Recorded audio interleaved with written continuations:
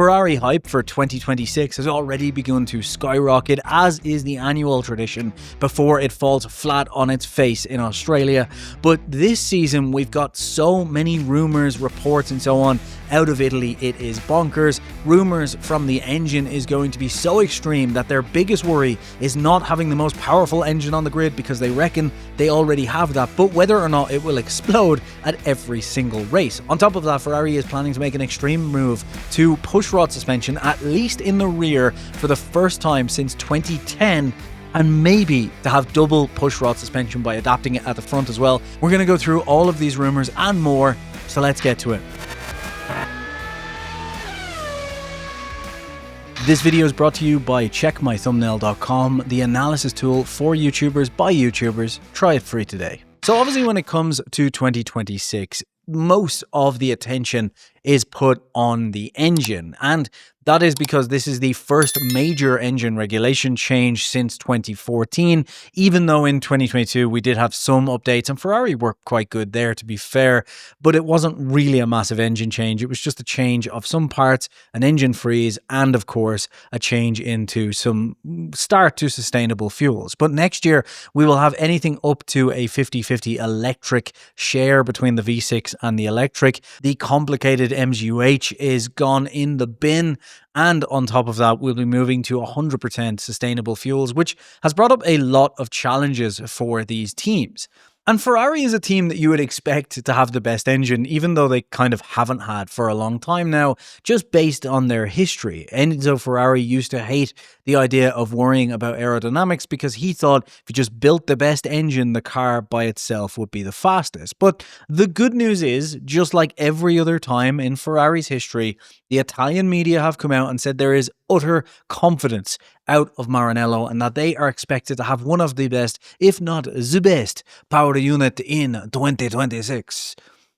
Which we hear every single time, so I would take it with a grain of salt. But what we do know is that Ferrari has been on track with its performance in terms of developing its engine. How that compares to other teams is yet to be seen, but what we do know is basically they've had the car's engine on the dyno since late 2023, actually running full engine mock-ups. Obviously, this has been tweaked as the FIA and the engine manufacturers have been kind of tweaking with the rules until we get to kind of the final stretch of this year. So some of that will be thrown out and brought back in and so on. But there have been some interesting parts to it. So let's get into a couple of interesting specifics. The first one is that Ferrari have apparently invested heavily in some additive materials, which apparently have given them a new way of building an aluminium cylinder head for the engine, which should allow them to shave quite a bit of weight out of the engine itself and put that into different areas, allow them to make up for a lot of the battery weight, as well as giving them a good bit of extra performance in terms of thermal management overall in the engine. This could be absolute bullshit because it is Ferrari that we're talking about, but if they have done this, then it will mean that they've invested quite heavily into an area that could be quite important for next year, especially given the minimum weight of the car has been dropped by 30 kilos. And you could definitely say that a lot of the teams who get to that weight limit first will be the winners, given even if you build some of the best aerodynamics in the world, if you're 30 kilos overweight, that's going to be shaving an awful lot of lap time off. Now, there has been another rumor too that Ferrari have come up with, and I hate to say this, a quote-unquote top secret air intake system. Again, who knows? I guess this is probably around cooling the new big battery system as well as the engine itself, perhaps sealing up the engine more to ensure that the aerodynamics flow even better around the body and so on, but we'll have to see. It could also relate to the idea that we will see, I would imagine, a lot more tighter packaging this year. There are some that are talking about zero pods and so on. I don't think that's really a fair way to describe it, to be perfectly honest, because when we talk about the zero pods, that is very much a 2022 thing. If you look back to 21 and before, a lot of the teams, Red Bull included, ran essentially zero pods on their cars. They made very, very slim packaging around the side pod of the car. And that switched in 2022, and it was Mercedes that went down that route. And I would not be surprised if most teams go that way for next year. And this maybe what the air configuration, the air intake configuration is discussing. A very, very, kind of maximized version of that, going to the extreme on that level. The reason I say that is obviously the Venturi tunnels are not completely going away, but they're more or less gone. We're going back to kind of a more familiar 2022 floor. It's not completely flat. There will be some tunnels under the car. It will still use some level of ground effect, but it's much more back towards the 2020 regs, which means that the actual side pod and management of the airflow over the car, in order to have that stability and stop porpoising, that Red Bull with the suspension and side pod layout got almost bang on from the start. Ferrari did pretty good job too. They porpoise quite a bit, but still. We're going back to that style, and therefore having those wide side pods isn't going to be important, because a lot of the downforce produced by the floor is obviously now going to be allowed to come from the top of the floor as well. So you're going to want to extend that and move the side pod in and kind of have that Coke bottle shape once again, like we had in 2020.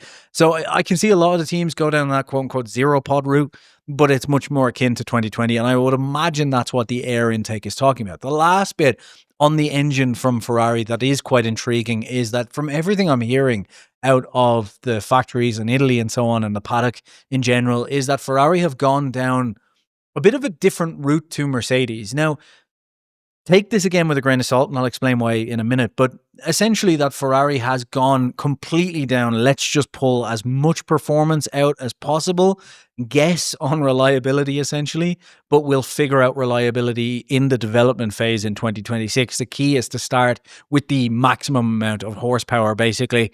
And I think that's generally a good way to go. And you might think, surely every team does this. But the problem with that is, even if you look at 2022 with a slight regulation change in the engine, Ferrari had like 10 DNFs that year, all of which nearly were from either Charles Leclerc hitting walls or from the engine going. We've also had Red Bull in the past where they've had just awful reliability, even with a decent engine. Renault have been just, Renault at that, basically. So it can be a dangerous way to go, but it does make sense if, from where Ferrari are at the moment, to go on the absolute offensive and extreme in terms of the engine, and then kind of and then kind of have some room to dial back and increase reliability. Remember, the engine freeze is over from the start of 2026, so they can keep developing the engine basically indefinitely under the new engine cap, of course.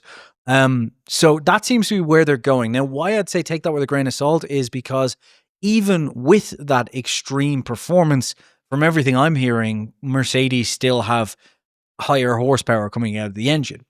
However, you also need to take that with a grain of salt, because, as I said in a recent video, or at least on the podcast, I know I said it at some point, we do have to be careful too that raw horsepower metrics might not be that important, because if you have 530 horsepower coming from the engine, let's say, right, for example, but then you're managing the battery poorly, then someone else might have 500 horsepower, but their battery can last 20% longer, and therefore they have more overall horsepower at more of the lap than you do. This is why I think those raw horsepower figures aren't as important for next year as they are, say, right now, where we've got like kind of very defined battery and horsepower and so on. So I take that all with a grain of salt. I think the more important and more interesting part of what Ferrari is doing, though, is the fact that Ferrari are, from every reliable report I can see, moving to pushrod, at least for the rear next year, if not for both front and rear in their suspension. At the moment, they're one of the teams running a pull rod on both sides of the car, front and back. And in fact, Ferrari have run a pull rod suspension in the rear of the car since 2010. So I think this will be the first time they're running a push rod on the rear of the car since 2010, Alonso's car back then. So this is a big change for the team. So in 2024, for example, they ran a push rod at the front, a pull rod at the rear. And for this season, they switched to a pull rod at the front of the car.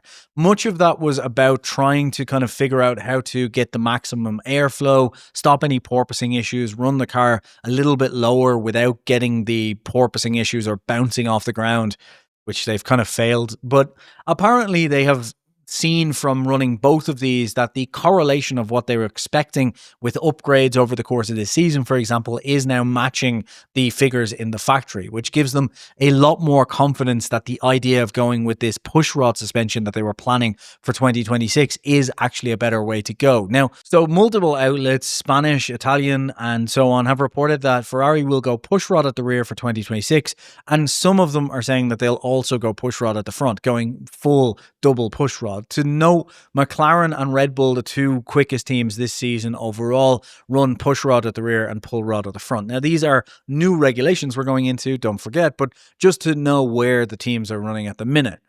So why would they change the rear now? Well, the 2026 Aero reset alters the packaging completely. Obviously, we've got a much bigger battery, and the teams will then be striving to make a more ideally packaged V6 to fit into that space and allow them to get the most downforce out of the Aero. Therefore, going to, like I said, as zero a pod as possible, probably extending towards the bottom to allow for more battery space.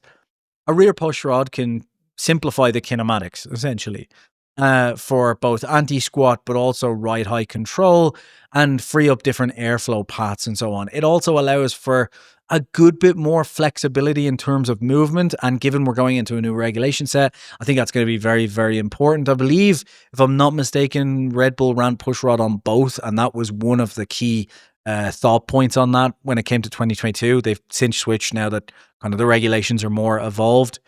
But lessons from 2025 are a key reason why Ferrari want to do this. Even after the front switch, Ferrari was still chasing more rear stability and consistent floor ride height, which they haven't been able to do with a dual pull rod, which is making them think going to dual push rod could be a better idea from what I'm hearing. But also mainly the 2025 switch and all of this has, like I said, fixed some of the correlation issues they were having, which means they are more confident now to go down a route that they were already planning with the push rod. Essentially, because they hadn't run push rod in the rear, they didn't want to go down that path when the correlation was also off. So now having correlation means that they're more excited to go down the push rod theory that they had, which seemed faster in all of their kind of computational metrics. So yeah, that's the rough idea. So the push rod basically at the back would give them more space in order to allow them to have more engine freedom, because the push rod obviously goes above where the gearbox is. It also frees up more space for the diffuser, which potentially could be more important in 2026. So push rod at the front could make more sense. Like, pull rod has a lower center of gravity and is less adaptable. Plus, it's kind of harder to get to in terms of just, tricking around with it, changing between setups and so on. But the push rod allows for more adaptability. It has a slightly higher center of gravity, but will allow probably for better airflow. I think the thing is, when it comes to pull rod at the front, that makes more sense in this regulation set, where you want the car to be much stiffer because of the way the airflow works. That's less important next year. So I think having more adaptability next year in suspension layout and more space to work with in terms of airflow makes more sense. And also the fact that you're going to be wanting to pull air in a certain way to the floor, I think it makes more sense. So yeah, it does seem like they're at the very least set on going with push rod at the rear, maybe pull rod at the front. But from what I'm hearing, it's going to be double push rod, which is a big deal for Ferrari. Of course, all of this is like, our correlation is perfect now. Our engine is extreme. We're just figuring out the reliability, but we're going to have the fastest engine, the best push rod suspension, all of this only to show up to testing in January of next year with a car that explodes and is slow. We'll see. It is Ferrari after all. But if you've liked this, let me know. Be interested, maybe go through the other teams over the next few weeks in the build up to 2026. But don't forget to subscribe, and I'll see you soon.